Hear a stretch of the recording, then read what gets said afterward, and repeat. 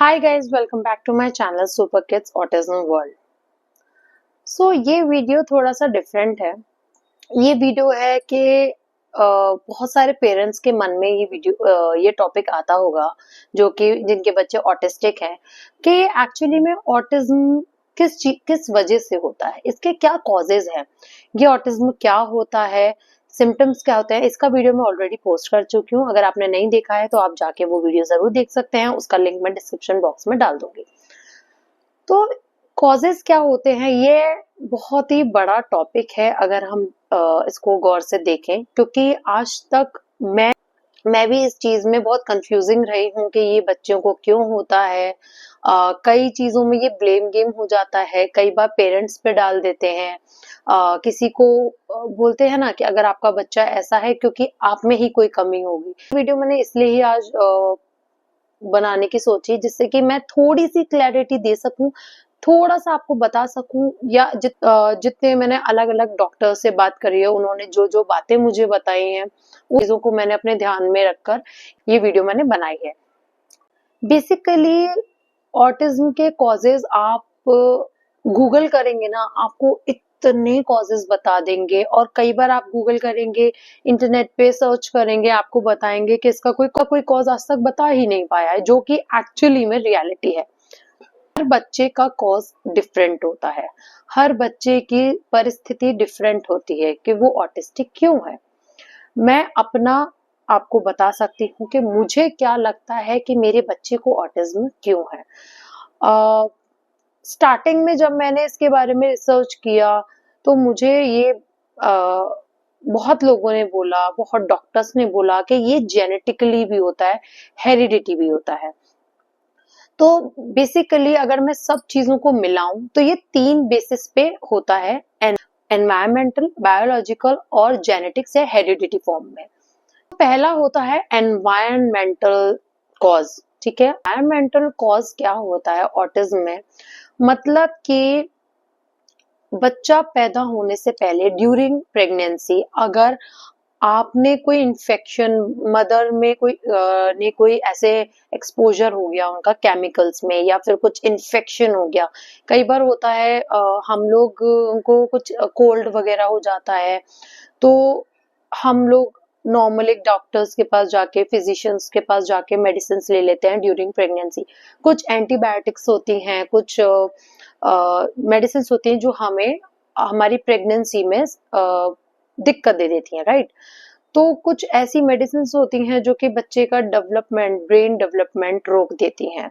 ठीक है, ऐसे ही कुछ इन्फेक्शंस होते हैं, हमें वायरल हो गया या हमें कुछ सीवियर इन्फेक्शन हो गया ड्यूरिंग प्रेगनेंसी, क्योंकि प्रेगनेंसी में इम्यूनिटी थोड़ी सी वीक हो जाती है मदर्स की, तो उस कारण से भी बच्चे में न्यूरो डेवलपमेंट इशू आ सकता है।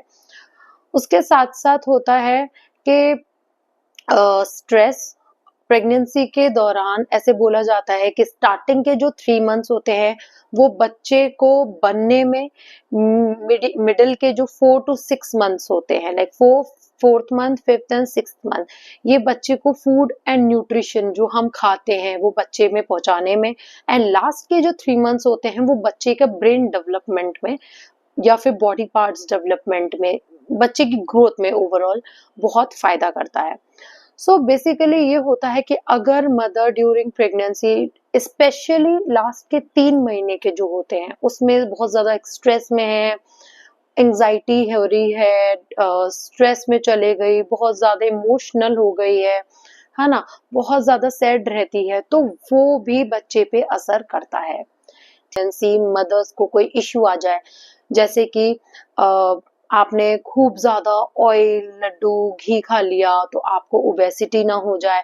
जेस्टेशनल डायबिटीज जो कि होता है कि ड्यूरिंग प्रेगनेंसी डायबिटीज हो जाती है प्रेग्नेंट लेडीज को, वो ना हो जाए। पॉइंट्स होते हैं, ये भी बच्चे के डेवलपमेंट में, उसकी ग्रोथ में इफेक्ट करते हैं।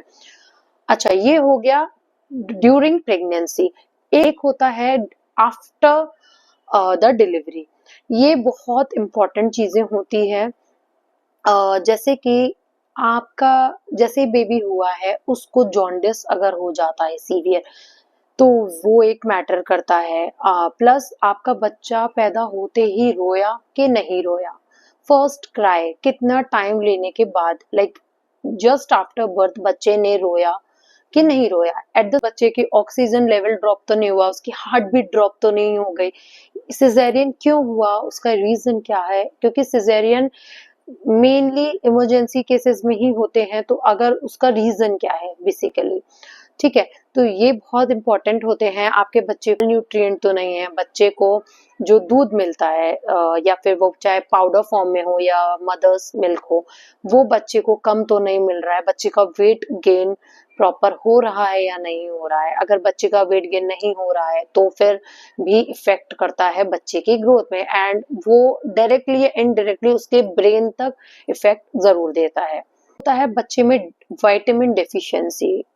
मैंने अपने दोनों बच्चों के टाइम पे ये नोटिस किया है कि जैसे मेरे बच्चे को फ्री कर दिया हॉस्पिटल से, तो हमें एक विटामिन की बच्चे की ड्रॉप्स दी जाती थी, जो बोली जाती थी कि 1 साल तक आपको रेगुलर बच्चे को पिलानी है, क्योंकि बच्चों में विटामिन डेफिशिएंसी बहुत ज्यादा पाई जाती है, वो भी डेवलपमेंट इश्यूज देता है। होते हैं जो एनवायरमेंटल रीजंस होते हैं। उसके बाद जो 2 पॉइंट्स हैं, बायोलॉजिकल एंड जेनेटिक्स और हेरिडिटी इश्यूज जो कॉजेज होते हैं, वो बेसिकली ये दोनों पॉइंट्स ना इंटर रिलेटेड होते हैं।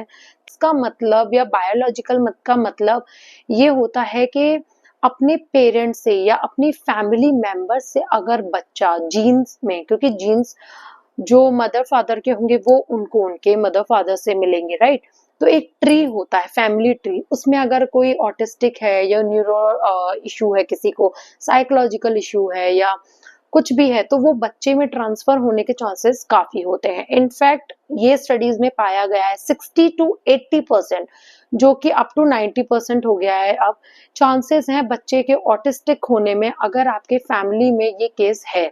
तो ये हेरिडिटी इश्यूज होते हैं। जैसे कि अगर हम जीन्स को, अगर मैं और शॉर्ट फॉर्म सिंपल फॉर्म में बताऊं कि जीन्स क्या होते हैं, जैसे कि बच्चे की हाइट, हेयर कलर्स, आईज का कलर, पर्सनालिटी, फीचर्स अपने मदर फादर पे या एट द सेम वो ही होते हैं जीन्स।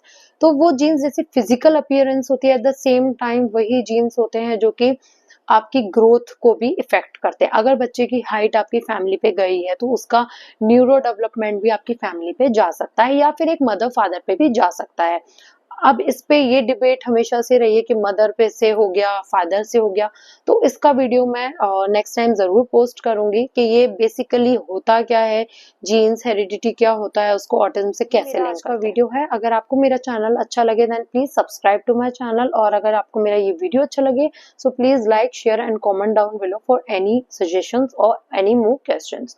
तब तक के लिए thank you so much, bye.